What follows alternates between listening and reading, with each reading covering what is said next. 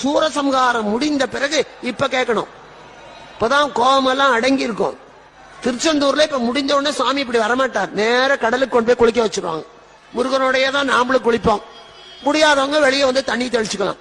அந்த குளிச்சுட்டு வருவான் பாருங்க அந்த ஜெக ஜோதியா, அப்ப பார்க்கணும், அந்த அழகே வேறையா இருக்கும்.